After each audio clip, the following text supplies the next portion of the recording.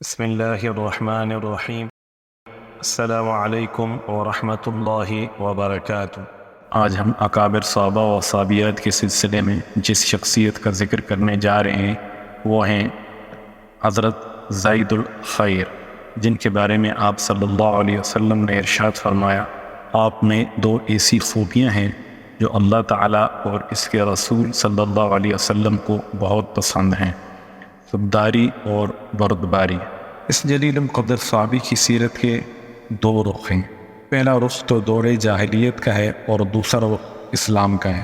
دور جاہلیت میں انہیں لوگ زید الخیر کے نام سے پکارتے تھے، لیکن اسلام لانے کے بعد رسول اکرم صلی اللہ علیہ وسلم نے ان کا نام زید الخیر تجویز کیا۔ تصویر کا پہلا رخ تاریخی کتابوں میں اس طرح بیان کیا گیا ہے۔ مورخ شیبانی بنو عامر کے ایک معمر شخص کے حوالے سے بیان کرتے ہیں کہ ایک سال قحط پڑا جس سے کھیتی باڑی تباہ ہو گئی۔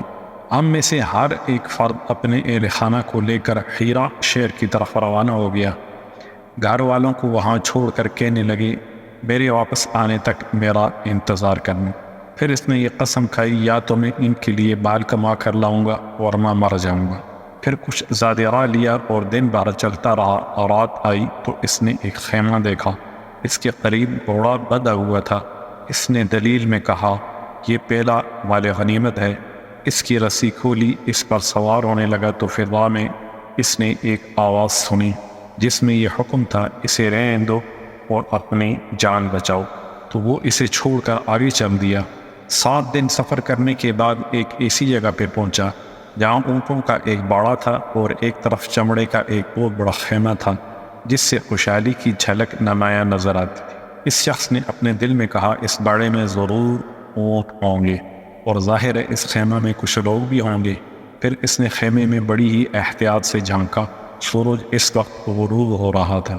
کیا دیکھتا ہے کہ خیمے کے وسط میں ایک بوڑھا آدمی بیٹھا ہوا ہے، تو یہ دبے پاؤں اس کے پیچھے جا کر کھڑا ہو گیا۔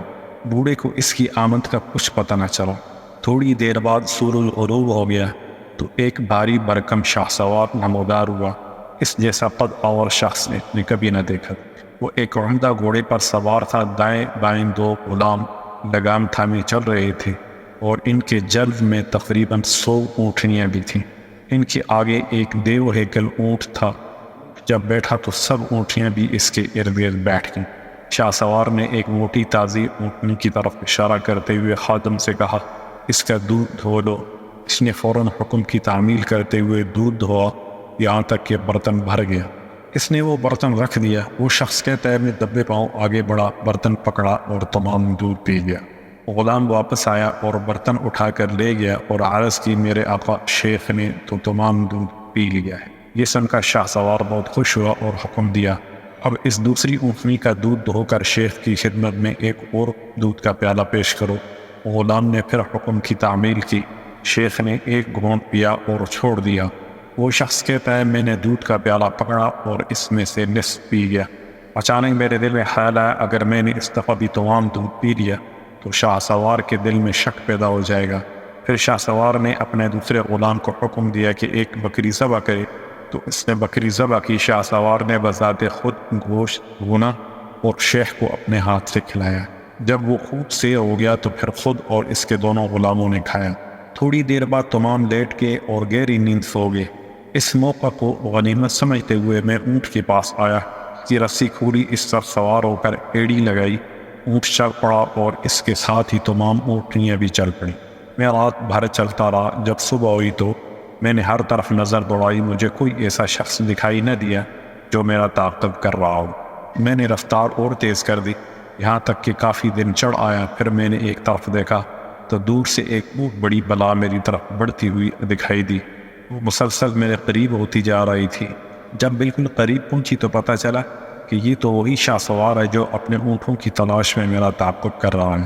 میں نے اونٹ کو ایک طرف باندھ دیا اور اپنے ترکش سے تیر نکال کر کمان میں رکھا اور اونٹ کی اوٹ میں نشانہ باندھ کر کھڑا ہو گیا، اور وہ شاہ سوار کچھ فاصلے پر کھڑا ہو گیا۔ اس نے مجھے کہا، اونٹ کی رسی کھول دو۔ میں نے کہا، یہ نہیں ہو سکتا۔ میں حیرہ شہر میں بے بسی کے عالم میں بھوکی پیاسی عورتیں اور بچے چھوڑ کر آیا ہوں، اور میں نے قسم کھائی ہے میں اپنے گھر والوں کے پاس یا تو کچھ مال لے کر جاؤں گا ورنہ مر جاؤں۔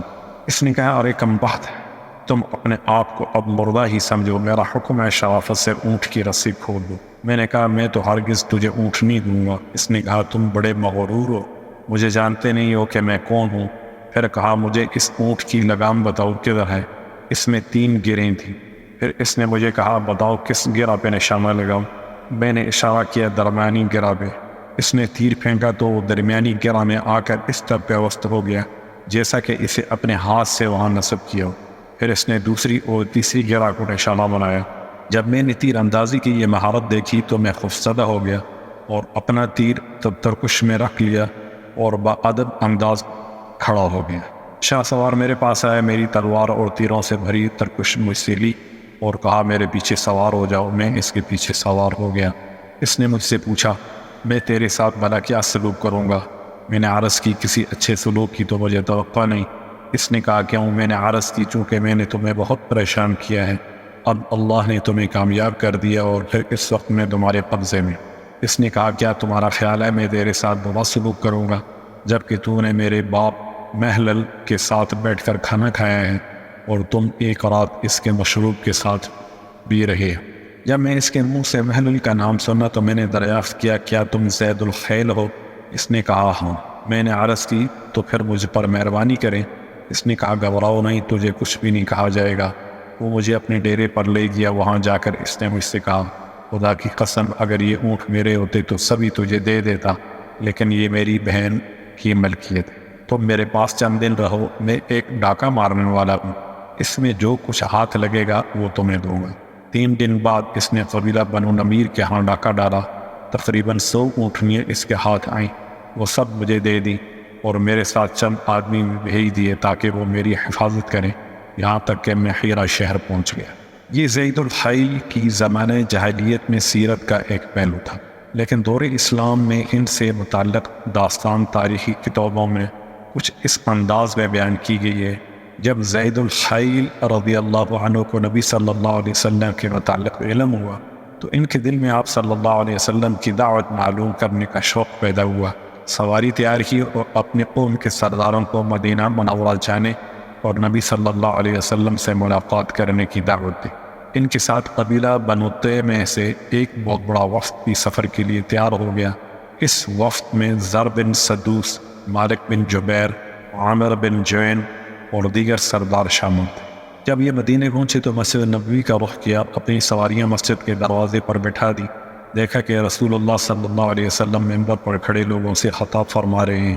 ان کے دلوں پر آپ صلی اللہ علیہ وسلم کی باتوں کا بہت رعب طاری ہو گیا اور مسلمانوں کا آپ صلی اللہ علیہ وسلم سے قلبی تعلق اور ادب و احترام دیکھ کر بہت حیران ہوئے۔ جب رسول اللہ صلی اللہ علیہ وسلم کی ان پر نظر پڑی تو آپ صلی اللہ علیہ وسلم نے مسلمانوں کو مخاطب ہو کر فرمایا میں تمہارے لیے اس عزا سے بت ہوں جس کی تم پوجا کرتے ہو۔ زید الخیل اور اس کے ساتھیوں کے دلوں پر رسول اللہ صلی اللہ علیہ وسلم کے گفتگو کا 2 طرح کا اثر مرتب ہوا۔ بعض نے متاثر ہو کر حق کو قبول کر لیا اور بعض تکبر کا شکار ہو کر منہ پھیر کر واپس چل دیے۔ اس طرح ایک گروہ جنتی بن گیا اور دوسرا جہنمی۔ زر بن سدوس رسول اللہ صلی اللہ علیہ وسلم کا خوشگوار اور عمدہ موقف نہ سمجھ سکا جسے مومن دل اور مدح بری آنکھیں اپنے اندر جذب کر لیتی ہیں، بلکہ حسد اس کے دل میں سرایت کر گیا اور خوف اس کے دل میں سما گیا۔ پھر اپنے ساتھیوں سے کہنے لگا آج میں ایک ایسے شخص کو دیکھ رہا ہوں جو تمام اہل عرب کی گردنوں کا مالک بن جائے گا، اللہ کی قسم میں اسے اپنی گردن کا مالک نہیں بننے دوں گا۔ پھر وہ علاقہ شام کی طرف چل پڑا۔ وہاں جا کر اس نے اپنا سر مڈا لیا اور نصرانیت قبول کر لی، لیکن حضرت زید رضی اللہ عنہ اور چند دوسرے ساتھیوں کو نرالی ہی شان نصیب ہوئی۔ جب رسول اللہ صلی اللہ علیہ وسلم اپنے خطبہ سے فارغ ہوئے تو جناب زید رضی اللہ عنہ مسلمانوں کے مجمع میں کھڑے ہوئے۔ آپ بڑے خوبصورت اور دراز قد تھے۔ ان کا قد اتنا لمبا تھا کہ جب گھوڑے پہ ہوتے تو پاؤں زمین کو چھوتے۔ مجمع میں کھڑے ہو کر بآواز بلند کہا یا محمد صلی اللہ علیہ وسلم، میں اقرار کرتا ہوں اللہ کے سوا کوئی معبود حقیقی نہیں اور آپ یقیناً اللہ کے رسول ہیں۔ ان کی بات سن کر رسول اللہ صلی اللہ علیہ وسلم متوجہ ہوئے اور فرمایا آپ کون ہیں؟ عرض کی میں زید الخیل بن محلل ہوں۔ رسول اللہ صلی اللہ علیہ وسلم نے ارشاد فرمایا آج سے تم زید الخیر ہو، زید الخیل نہیں۔ اللہ کا شکر ہے جو تمہیں میدانی اور پہاڑی علاقوں سے صحیح سالم گزار کر یہاں لے آیا اور تمہارے دل میں اسلام کے لیے رغبت پیدا کر دی۔ پھر انہیں رسول اللہ صلی اللہ علیہ وسلم اپنے گھر لے گئے۔ آپ صلی اللہ علیہ وسلم کے ساتھ حضرت عمر بن خطاب اور دیگر صحابہ کرام کی ایک جماعت بھی تھی۔